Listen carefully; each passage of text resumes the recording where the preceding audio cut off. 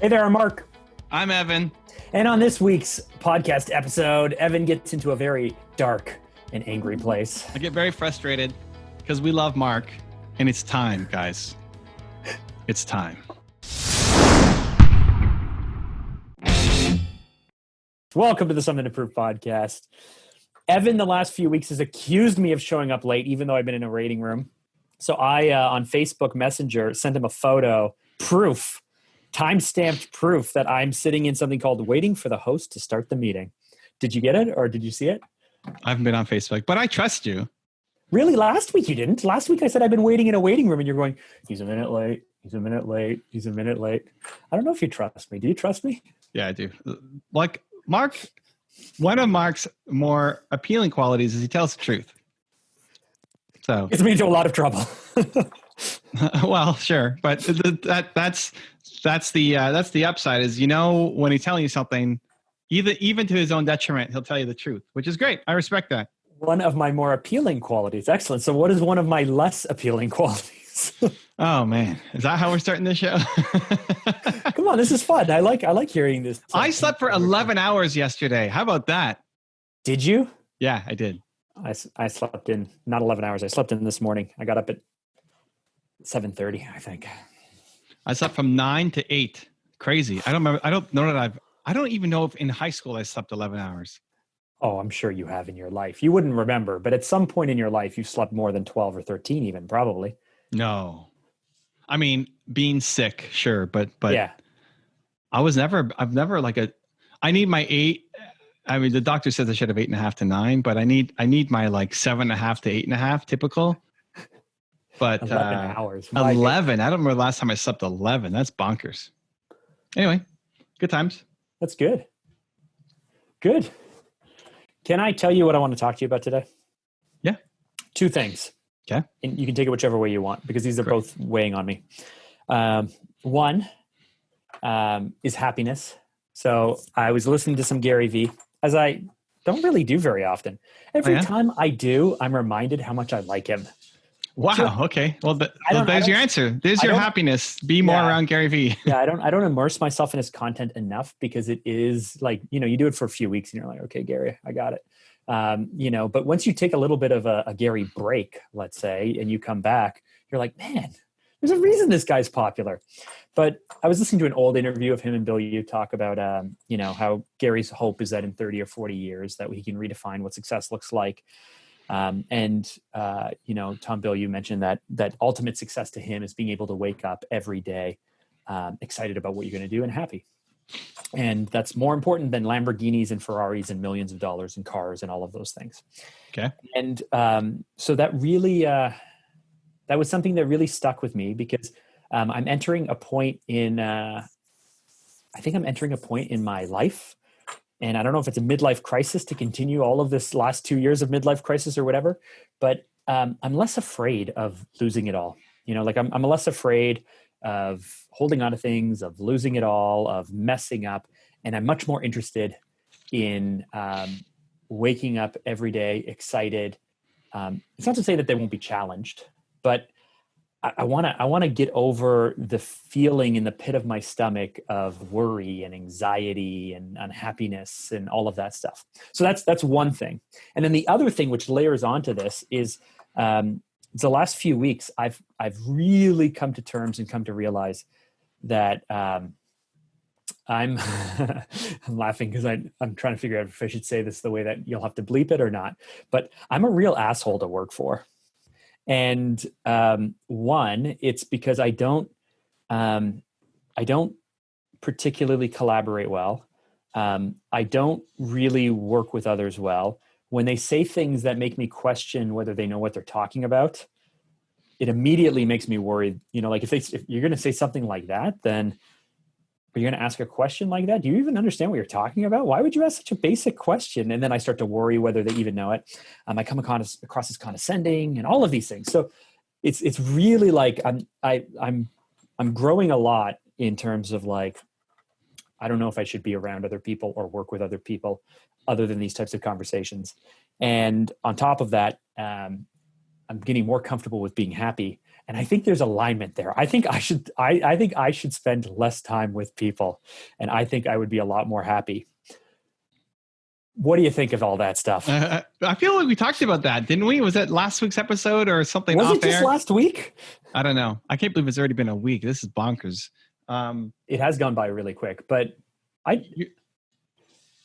know your answer is going to be, you just need to work with people that you like to work with and this and that. But I don't know. Like I like you. I like having these conversations, but when we work on a project together, I still get frustrated and you still get short and you're still back and forth and there's all of this stuff. I used to think I was good with people, and now more than ever, I actually don't. I think that I'm terrible with people, and I think it causes me a lot of problems.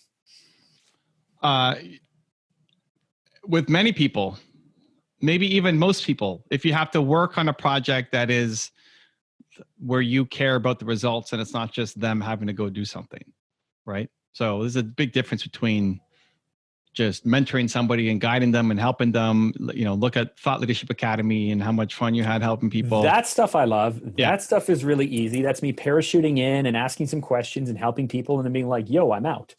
That stuff's fun and easy. These conversations are fun and easy. You're not attached to the outcome necessarily, right? You're not part of any ongoing work to help make them better. But you had an impact on people. You enjoyed working with people who want to grow. So that scope is much wider. If somebody's just sitting there complaining and being negative, maybe you don't want to help, that group out. But there's the general population. There's the percentage of those who will listen to your message and you'll love helping in a light way. And then there's a really tiny percentage of who you'll actually enjoy working with. The problem with working with me is that I'll take ownership of the project. Like, we don't run it the way you want to run it. If we ran it the way you wanted to run, and I was working for you, it'd be great. That's the challenge. I feel like that's not the case, but okay.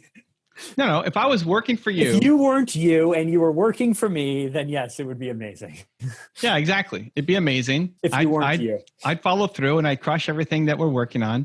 Mm-hmm. When I was an employee, I crushed all my projects. Oh, when I was an employee, I was like the most amazing employee ever because I took so much ownership over everything. So that's the select group of people. You need somebody who can keep up with you. You need someone who's detail oriented. You need someone who takes notes, mm-hmm. who stays on top of projects, who will do everything that you say they're going to do, who you respect their opinion, at least on the things that they're supposed to be good at. That's who you need. And then you'll enjoy working with them. That's a small subset of people. And you will enjoy working with them. But could it possibly be that I should just not work with people? I mean, I know you can't grow a company without people, and you can't, there's always going to be people around. But the days when I don't, the days when I don't have meetings or calls are the days when I'm the happiest and most productive. There's a certain amount of like hermitage. I don't know what it would be called.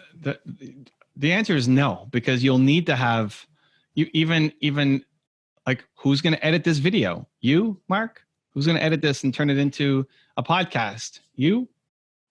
We got Joshua to do it. Yeah, but that's working with somebody. I know.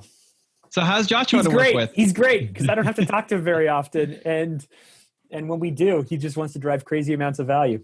But that's it. That's who you need to have. Like, Joshua reached out to you on Instagram and was saying all this stuff about what your brand could be and all these ideas. And, I don't know the whole history of the relationship and how much you trust his judgment and all that of creative decisions, but that's what you need to work with. Louis, that's who you need to work with. Mm-hmm. Otherwise you can't do everything yourself. You're going to get frustrated and bored and tired and angry and upset if you had to edit every single podcast. So you need to have a select team. If you said, hey, Louis is going to run the team and I'm going to just work with Louis, and you're going to find 5 Louis. But that's great. That's fine. That already needs to happen. We've sure. determined. But that's not working with nobody. That's working with a select percent.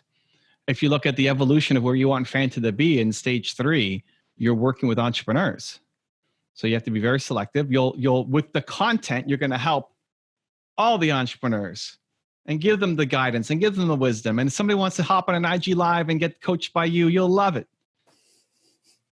And then you're going to work with like the 0.25% of people who can keep up. And that's who you're going to invest in. But you don't need, like, good news, you don't need to have, you can't personally mentor 100 entrepreneurs and invest into them. You're going to pick 3 to 8 to 12, and that's it, and grow those businesses. So those are the people that you need to find. So here is the conundrum for me. I used to hedge like crazy because I was worried about being too direct, too condescending, too frustrated, too short, or whatever. And now I'm trying to move away from hedging, and I struggle to give critical feedback to people that is clear and direct enough to explain what I want without sounding condescending. And it's not sounding condescending. You're thinking condescending. You are condescending. That's the problem. Okay. I don't know how to be. Something you come across is that you are. I come across as condescending. Because you are. That's what you are. That's what you're actually thinking. You're thinking, this person doesn't know what they're doing. Why do I have to spend time with them? I don't want to give them feedback. They should know how to do this stuff. Great. Let me give you feedback. That's the attitude. That's what I'm thinking and feeling. But does that so? Okay, fine. So I am a condescending person. In many scenarios. That's all. Not all the time. No, but this is like just like I said, if somebody's hopping on an IG live with you, you're not going to be condescending, and graceful, and all of that stuff. Oh, we got a guest visitor in the house. A cappuccino cup. Cappuccino cup. He knew before you even saw. Yes. There it is. Oh, with some cinnamon on top. On us, and not have a cappuccino cup. But this is now 4 weeks in a row where Evan has been served shortly after 3 p.m. a cappuccino by his lovely wife. We are built to serve. There you go. Okay, so this is very easy. This is very easy. Just stop being condescending, right? Or be around people who can handle my condescending nature, or be around people. No. You won't be condescending. The key isn't to change your tone or approach. The key is to be around people who don't elicit that tone or approach. Okay.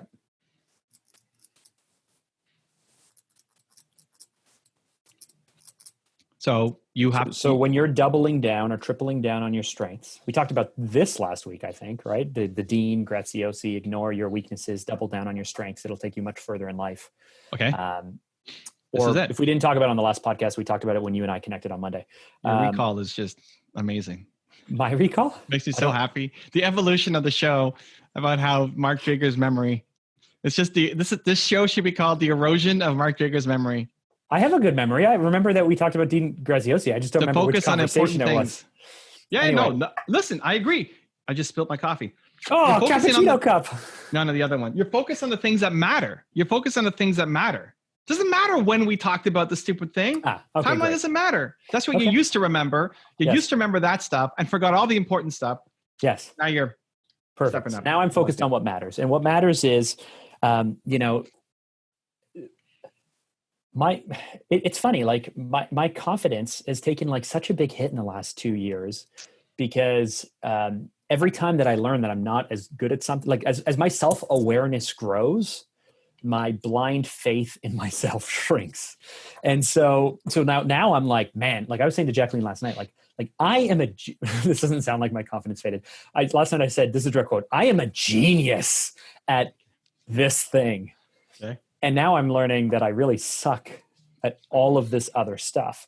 And so one of these things is if I'm going to be more me, which is like, I want to be faster. I render out things really, really quickly. I can connect dots really, really quickly. And so if I'm going to double or triple down into that and build all of these systems, these tools, and all of these things for the type of company where we can hustle through and do all of those things, I'm going to become even more direct. I'm going to become even more, why can't you keep up? Why can't you like, why do I have to repeat myself a second time? You didn't even hear what I said. Surround myself with people who do not elicit that response. I did hear what you said. Great. So then you don't need that. Then you're not worried about that. But then what are you saying right now? Because I'm still hedging. Even as condescending as I am, I'm still that's me. Because you're with the wrong people. You're not saying, why can't you keep up? Because you're not surrounded yourself with people who can't keep up. You leave that to Louis. Louis is the shield, eh? I wouldn't see it as a shield. I don't know what a better analogy would be. A buffer between no, Mark it's not even a buffer. Like, and team.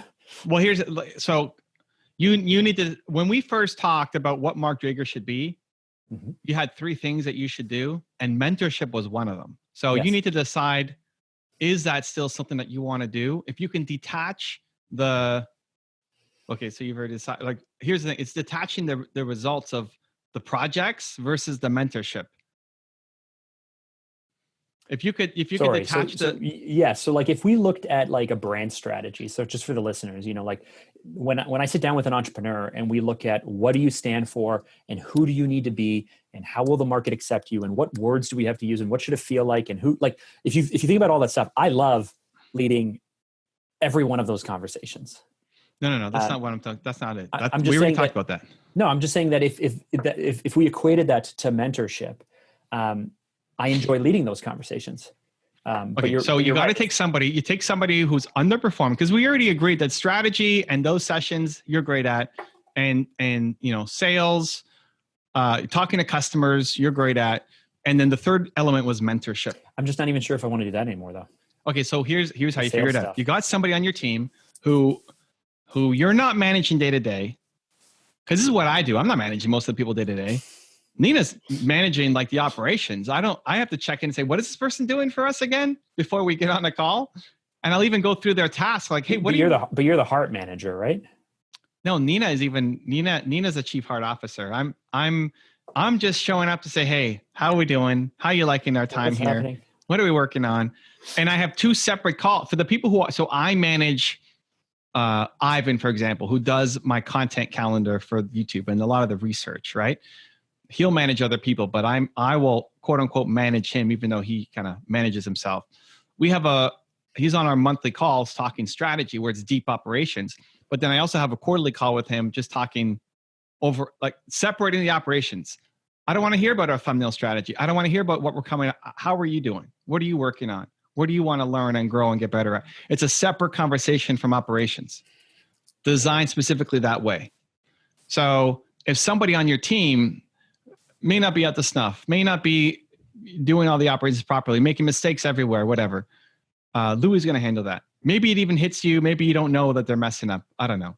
Do you still want to meet with them once a month, once a quarter to help them as a human? I've been testing it and I've been trying it and I've been playing with it, and I'm not driving any value to them.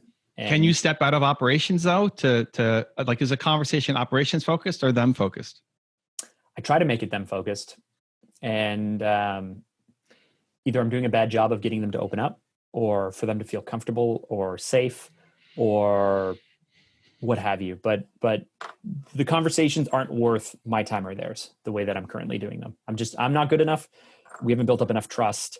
I've eroded that trust through all that condescending stuff that I've already done with them. Like, again, Joshua is a great example. I don't think he would mind me sharing this. So 3 or 4 weeks ago, I jumped on a call with him and I said, listen, man, every time we jump on a call, every conversation is you, Joshua, trying to make me better, make Mark Drager better, make the content better, make it better. And I love it and I appreciate that.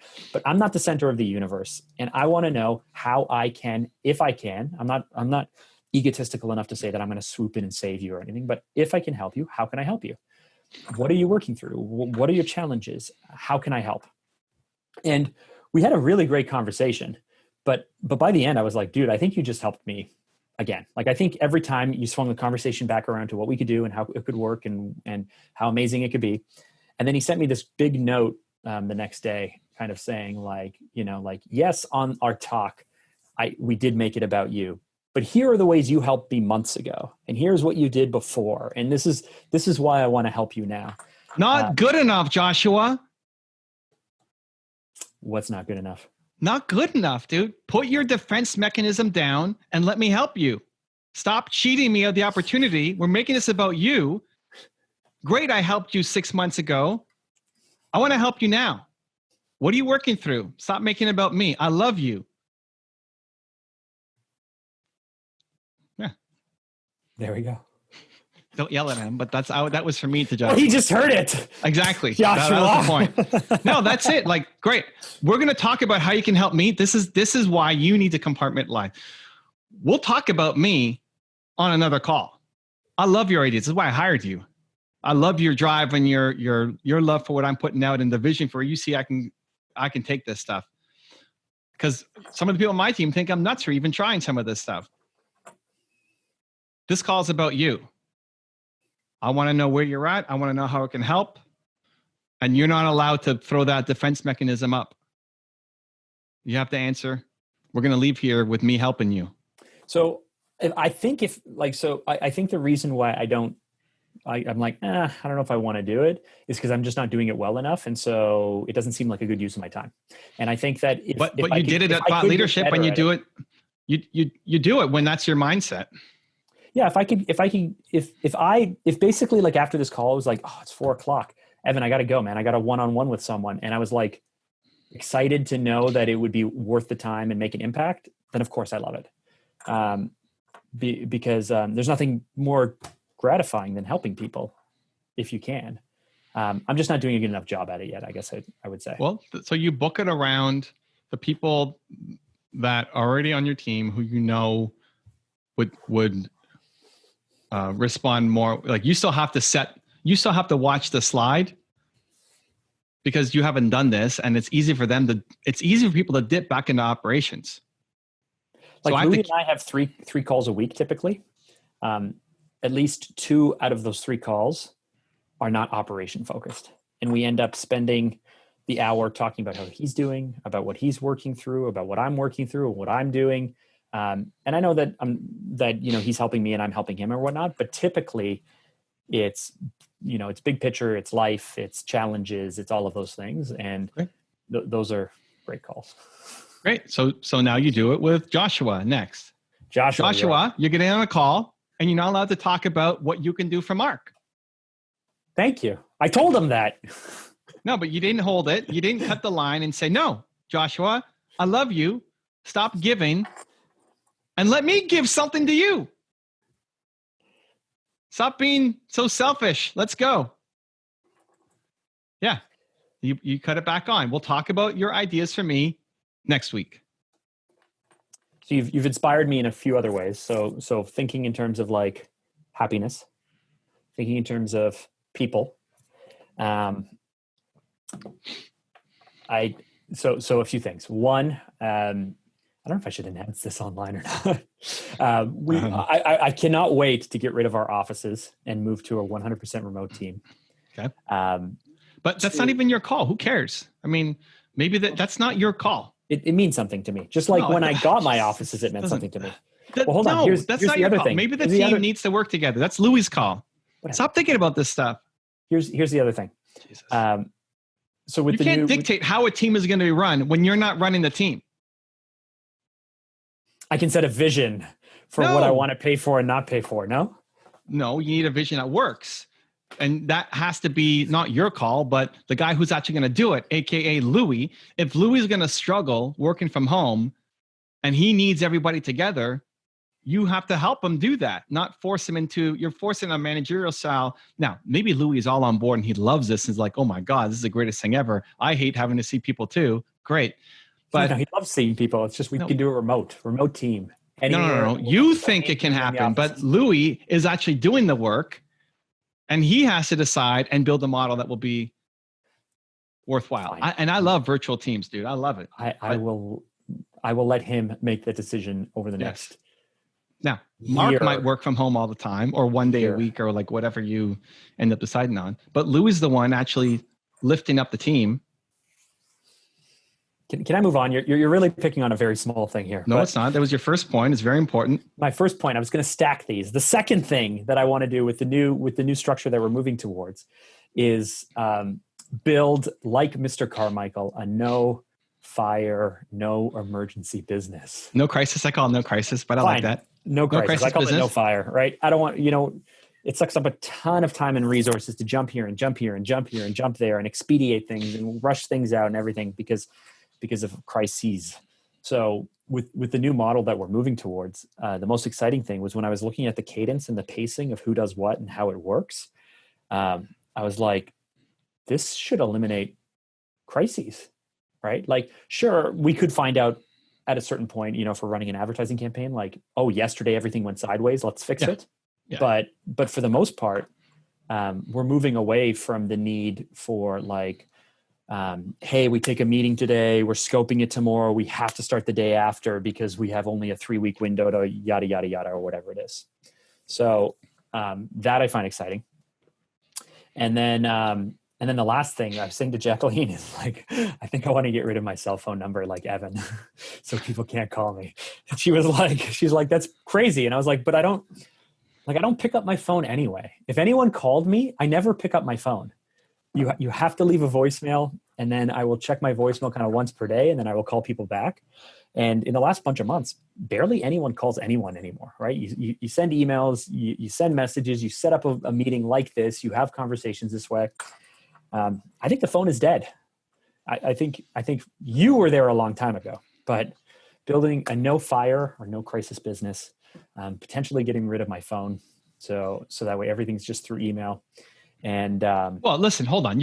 I still do phone calls, but it's scheduled. It's a meeting, right? Yeah. Yeah. So it's not that everything is done through emails. I'll still do phone calls with people, set times, but It's just, you can't call me. There's no unscheduled interruptions.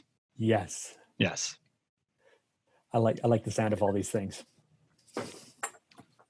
All right. Well, that's been like a decade plus of doing that stuff. Let's call you an early adopter. How about that? All right. It took a pandemic for the rest of us to catch up to the way that you run your business. But you've been around it for a decade plus too, Drager. Yeah. And we used to use the phone all the time up until a few months ago. Well, it doesn't mean that the business can't either. It's just that I'm not. Yeah. Yeah. The team can still be responsive to things, but it's not Mark who needs to be, like, business can't rely on Mark being responsive to things. Yeah.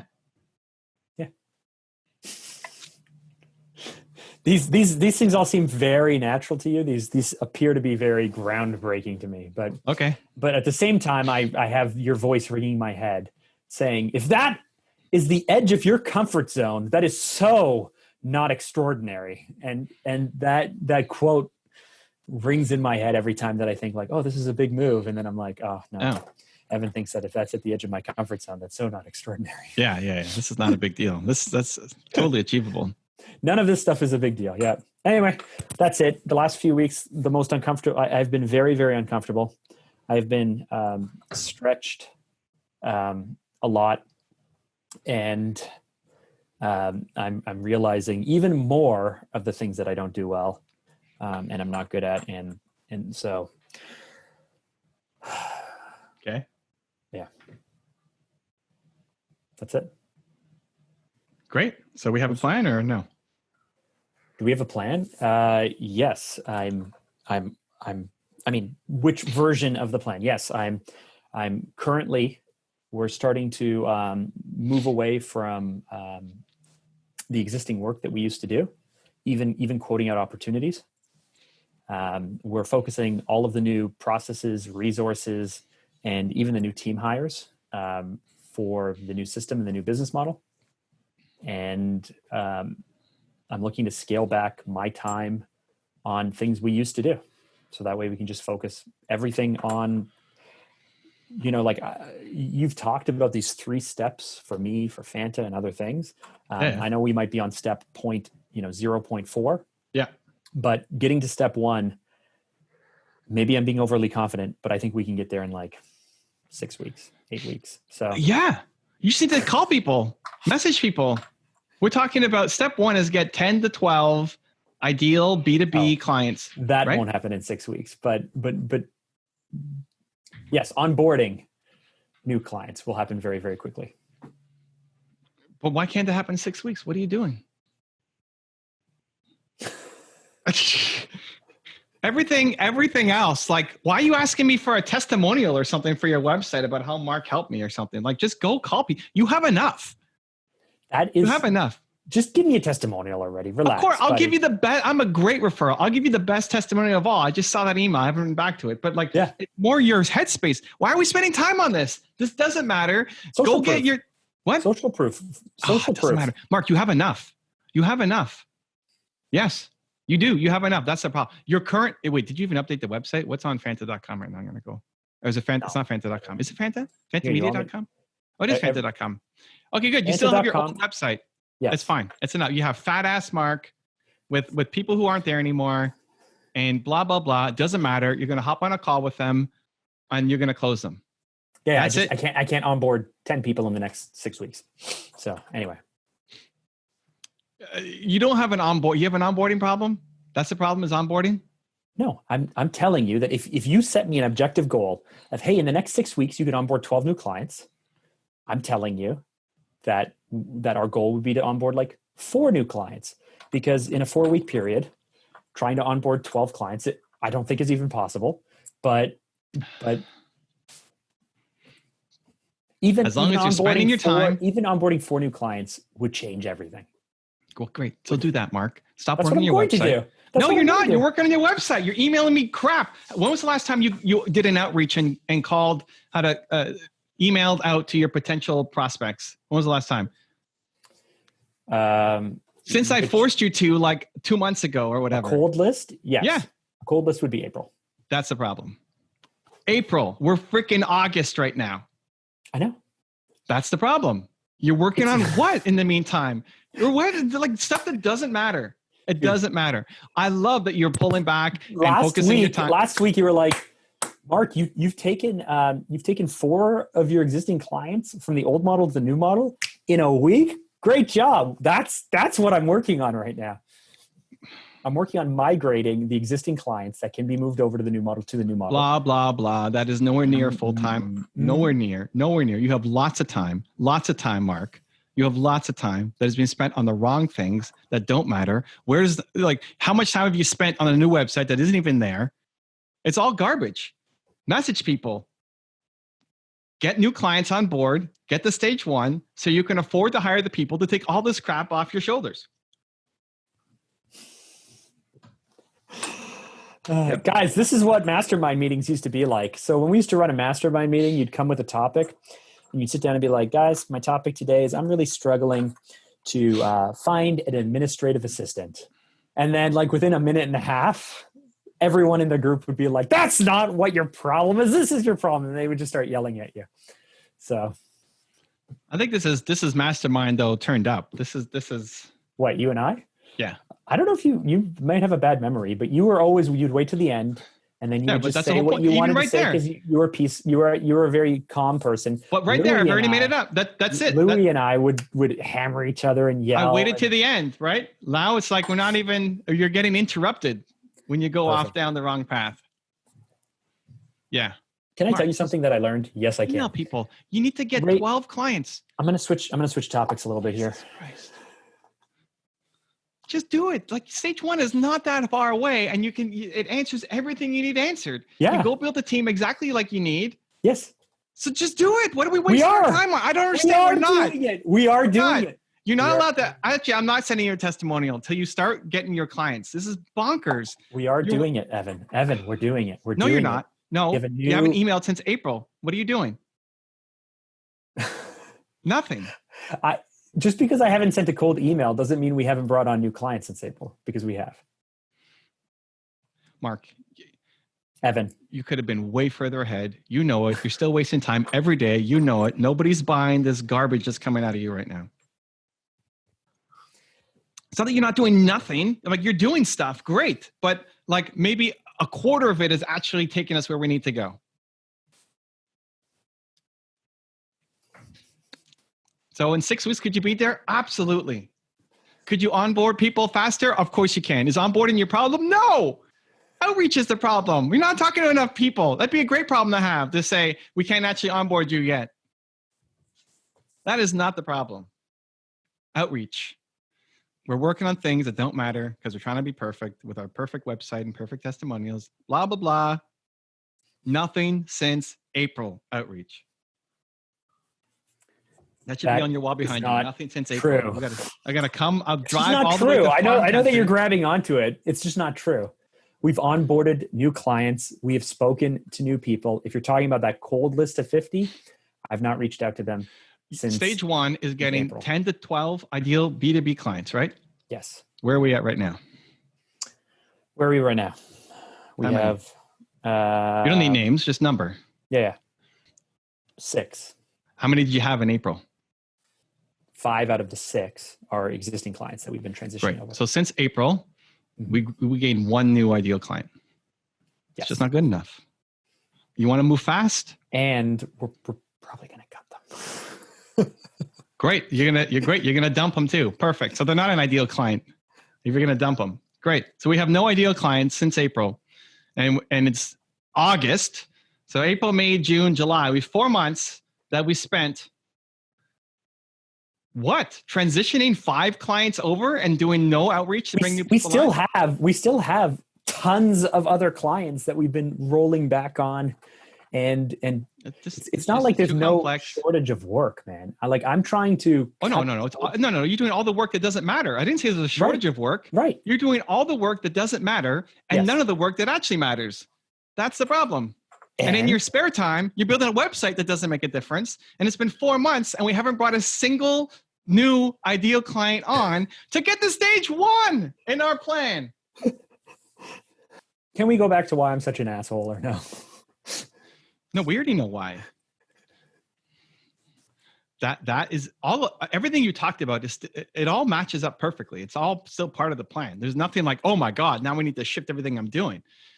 It all makes total sense. The people who are in Mark's inner circle are the 5 to 10 to 15 people who can keep up, who are detail oriented, who do their work, who remember what they are supposed to do, who when they come to Mark, it's going to be after they've tried it 1,000 times themselves and haven't found an answer, but they put the effort in, and then Mark will be happy to help out. Like those are your 5 to 10 to 15 core people around you. Great.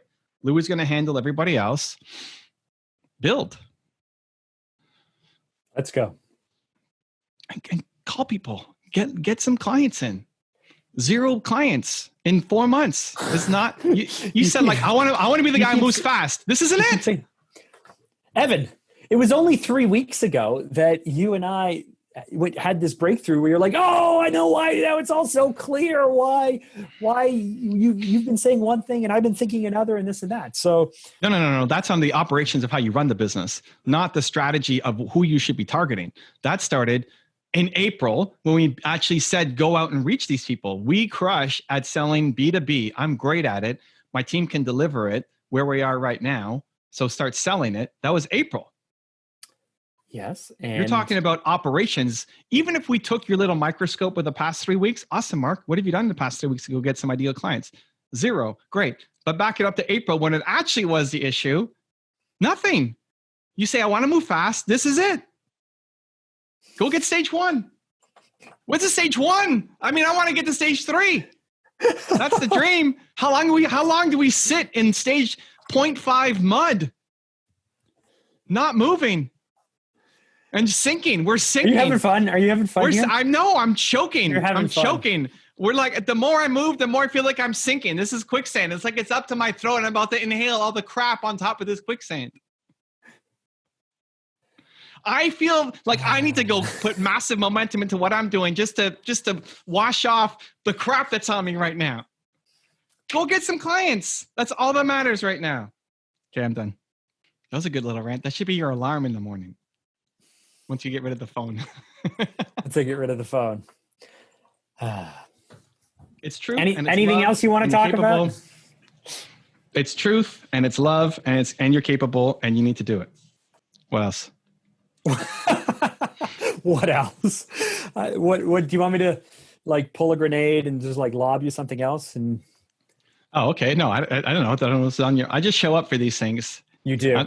Yeah, I'm the donkey. I get mushed. Mushed. Go. We're ready. Go. Can I tell you something that I found really inspirational? I'm working through Principles by Ray Dalio. I'm sure you're familiar with him.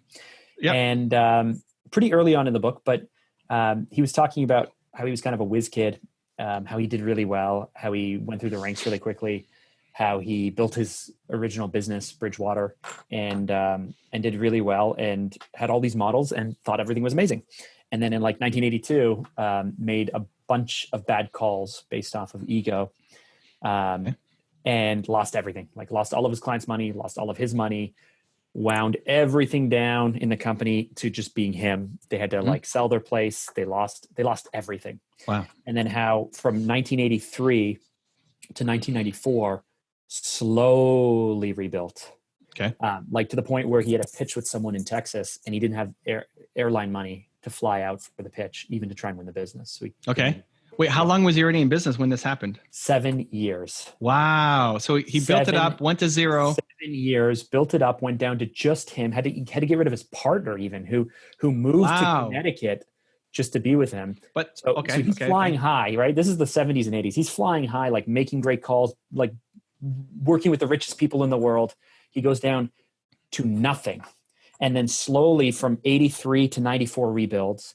And then from 94 to 2008 is doing really good work, but isn't kind of well known, because it was really after the crisis in 2008 that he started to become well known by other people. Okay.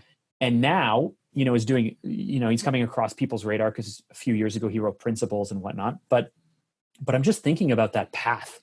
And it's like the dude was a whiz kid who worked for 7 years to lose everything, and then spent the next 11 years building it to a pretty good place. And then spent the next, 12 or 13 years building it to a place where he could actually be recognized for doing amazing work. And then even that, 2008 was already 12 years ago. Like, this is like a 40-year journey to being, where he is today. Okay.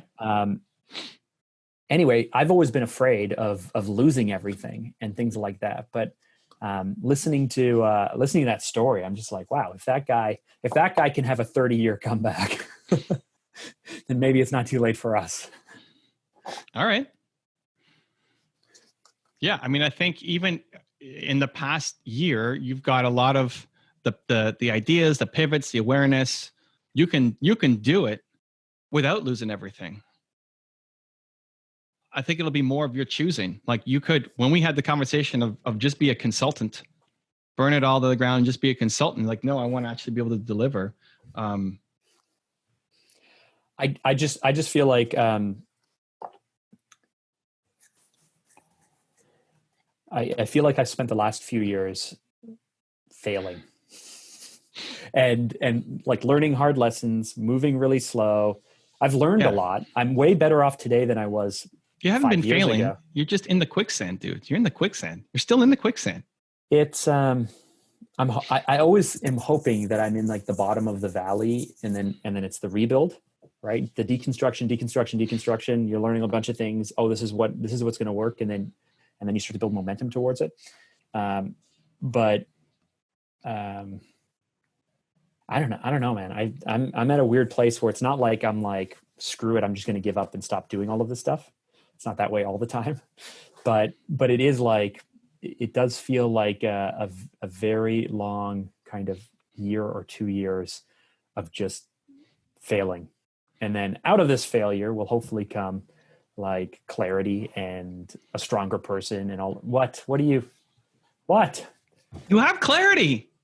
You have clarity. The clarity is there. How much more clear do you need to be? We know exactly the 3 stages that Banter is going to go through. You know exactly what Mark Drager needs to be creating content on. You know exactly how it all matches up. You know exactly who you need to be around and the people that you need. Like, where's the lack of, your next step is. It always comes back to, do I have it? Can I do it? That's not lack of clarity. That's lack of belief. Sure. Okay. Great. So go do it, Mark. Make the calls. We'll pull you from your, you don't have hair anymore. It's because we pull you from your hair. We'll pull you from your beard, in a while, your beard stubble. Yeah. Do it. You have the clarity. It's lack of belief. You're in the quicksand. You're doing everything that you don't want to be doing. Not in terms of work. Like you're being the guy you don't want to be. You're being the guy who you're making content for, right? You're being that guy. And you need to, this thing keeps slipping off. You got to get out of the Your Quicksand. cappuccino cup. Yeah, well, I see it's got like this thing slips. Yeah. And I, oh wow, that's a really close up mark.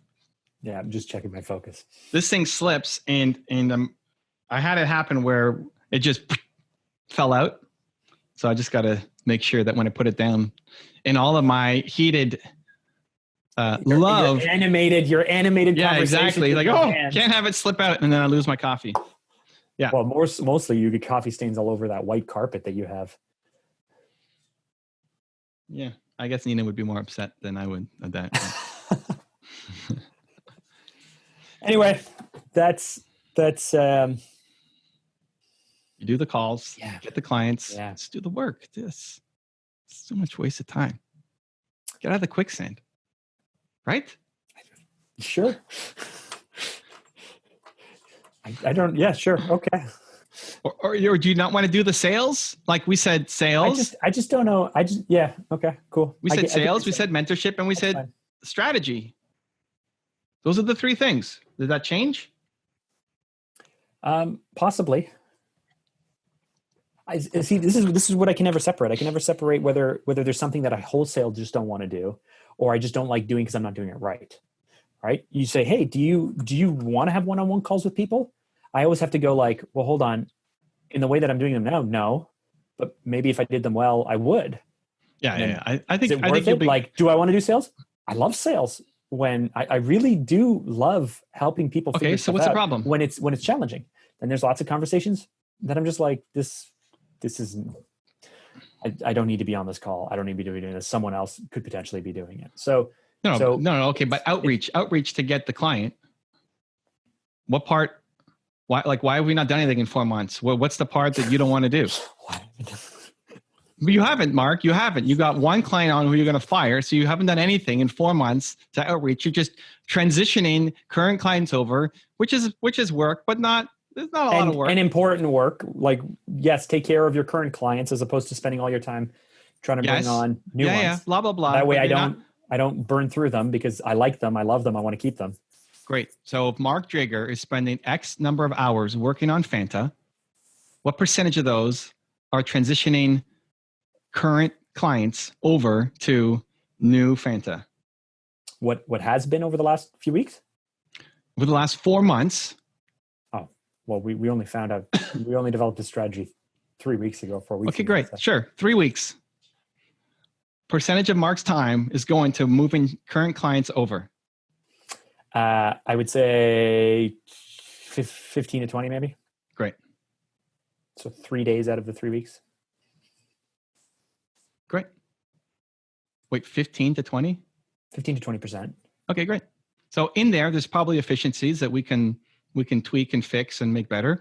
But I'm not criticizing you for that 15 to 20. It's the other 85 that I'm worried about. Like, what are we spending our time on? Stuff that doesn't matter. Asking for testimonials and building a website that doesn't exist. Just wasted garbage junk time. And you say, well, hold up, Evan. I'm transitioning my clients over. Great. That's 15 to 20% of your time. It's the other 85 that there's humongous chunks that are just being completely wasted.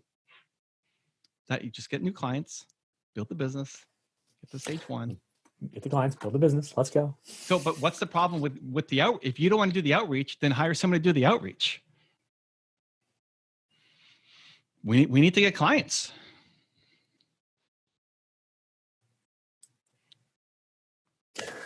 I mean, we're great at this. We're great at it. I already have the team that can do it. This is shooting fish in a barrel in terms of getting results. We just don't have anybody doing any outreach to bring these people in. I'm great at sales. I'm great at strategy. What I've been doing the last, you can do this at any point. So you can deconstruct or pick apart who's spending time on what. But I've been working with Louis and Natalia on our team to actually walk them through what we're doing, how it'll 10, work. It doesn't matter. I want 10. I know. You don't care how I spend my 60 hours a week. You just, I want 50. You have right? 15. No, dude, it's not all wasted, but you have 15 to 20% in there that if you use 15 to 20% of your time actually on doing outreach to get new clients in, you'll get new clients. This is why, so I think what we're doing is, remember when you said Mark, I don't understand and then I send you these are all the things I do. And you're like, oh, okay, well that makes sense now. Again, what I said earlier, which was hey, not even quoting out projects that would be in the old business model is a step for me. It's a step for me because it opens up a lot of time. I spend. You're still spending time on the 12 or 14 hours a week quoting. How much time have you spent on a new website that hasn't launched? This week? No, overall. Overall, I don't know. I can tell you what I spent on it this week. Hours that could have been used, right? You're justifying everything. It's great. Sure. There's stuff that I'm not saying you're just at home, sitting on the couch, drinking beer and waiting for the team to deliver on things. You're working. Yes, and I've been using the work that I've been doing on the website to help me frame in my mind, how the pilots would work, how the systems would work, who am I handing it to? No. You're not the systems guy. What are you doing? This isn't it. That's Louis. You're overthinking all of it instead of just getting on the call and talking to potential clients. Your website's fine. You're creating a structure for something that you're not even going to be in charge of and don't want to manage. So let Louis do it, and if he needs help, he can come to you. But you're not the systems guy. You want everybody to work from home. I do. What? I do, yeah. No, you shouldn't. You shouldn't care. Louis is the operations guy. Let him handle operations. You're sticking your head into operations for theoretical operations instead of doing the only thing that matters is getting your clients. This is how you get out of the quicksand.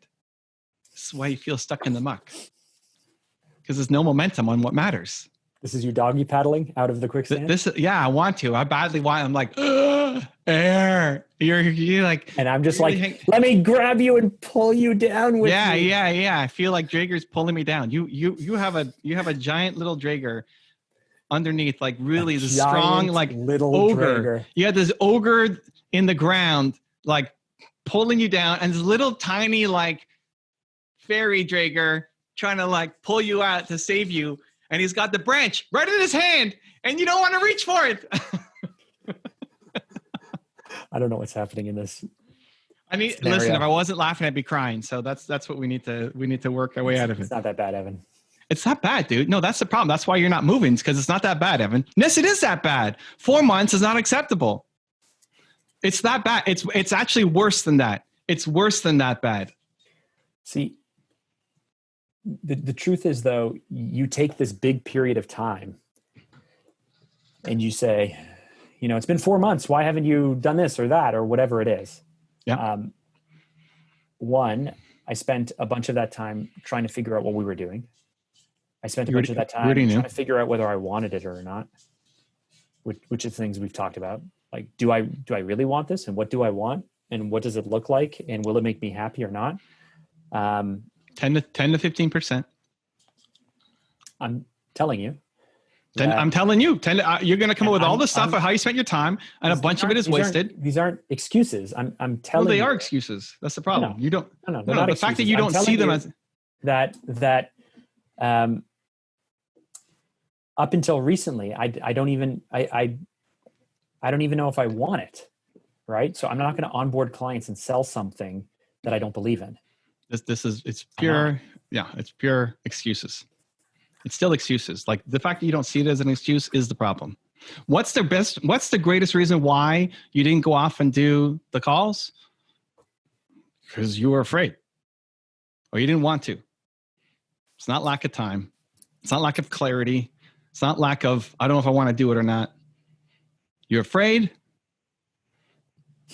What was the other one I had? Those are the two. You're insecure. You're afraid. You're procrastinator. You're lazy. Yeah, but that's all it is. That's all it is. So everything else is excuses. I'm not asking for 100% of your time, I'm asking for 10 to 15. You had 10 to 15% of your time over the last 4 months to do. The 14 things that I'm responsible for, and at any point say, what have you done over the last 3 months related to this or that? And I'll say I spent 10 or 15% of my time on it. Great. Right? But you're spending time on a website. It doesn't matter. And you're doing other junk that doesn't matter. Inside, lots of stuff that probably does. So I want 10 to 15% of your time doing calls. Get the clients. The work that I've done on the website to date has helped me frame in my mind exactly what I want the company to be. Overthinking. And how it works. It's not overthinking. 100% overthinking on something that does not. How many times have you changed your model for who the business coach is? None of that matters yet. Go get the clients. In there. What? None of that stuff's in there. It's literally like, how do I position this? What are the values? It's the no. You on the call, you on the phone call. That's enough. That's enough. You have enough. You have a website. It looks good. You have clients that you've got results for. You're going to blow them away on a phone call. That is all you need. That's all you need. Time to go, Evan. Thank you for this fun podcast episode. Jesus Christ. I got to switch my energy for my next interview. This is brutal. Yeah. We should do an energy cleanse right now. Get on the call and just yell at my next interview. Mark, there are excuses. Stop it. Make the calls. Don't launch the website. Get your clients. Get to stage 1. Swimming in quicksand. You want to take away from me the only thing that I truly enjoy. Which is what? I've really enjoyed the process of working through what I want the company to be, positioning what makes sense to me, explaining how it'll all work, and building something that represents what we're about. It's the only thing that I've enjoyed over the last few weeks. It's the thing where this morning I got an hour that I could. Well, that's why you're not doing it. But that's why you're not doing it. You don't want to let that go. You're going to create your plan and then ask some new ripple in there. We could do this. You're just constantly you're being everything that you hate. When you said, I want to be able to deliver results for people and not just give them a fancy strategy that never gets implemented. Is what you're doing for yourself. You're just sitting there in strategy land. Ooh, another plan. Ooh, another, like the architect that never builds anything, just creates all these blueprints. How many blueprints have there been from Fanto? How many have been executed? None of them. Let's go. That's not the only thing that makes you happy. What makes you happy is getting clients results, is making people who have something to prove see that they can actually be something better. That'll make you happier. Maybe. Than building fairyland in your head of different plans of where you can go down. Yeah. This is the look of my face when I leave a call now sad with anxiety in my stomach. Good. Use us. Anything to get out. Like, I'll use any tool to get you out of the quicksand. We'll drop a hammer on you. We'll drop a stick. We'll drop a carrot. We'll drop a gold coin. Like, what do you need? So you just grab onto the hand that you want it to have. But anyway. You what? I don't think it has the effect that you want it to have. You'll sit on it. You'll sit on it. It's not as good. Definitely not as good as I want it to have, because I'm frustrated. I don't understand why my friend who has so much capabilities is still stuck in the quicksand, going in circles, not building what he's capable of or wants to. This is it, man. But this is not what you want it to be. I know this is what it is, but you don't want it to be like this. That's every conversation. You don't want to be here anymore. You don't want to be stuck. You don't want to be in the same spot. And you come back to this is what it is. Well, you don't want to be there. I'm trying to pull you out. We're going to get there, ladies and gentlemen. We are not giving up on Mark Drager to make his mark on this planet for people who have something to prove and live an extraordinary life. It's going to happen. No question. We're going to make it happen. Give Mark some love anywhere and say, Mark, do it. If you want to know what Mark's real superpower is, we break it down in this video right here. Go check it out. Continue to believe. I'll see you there.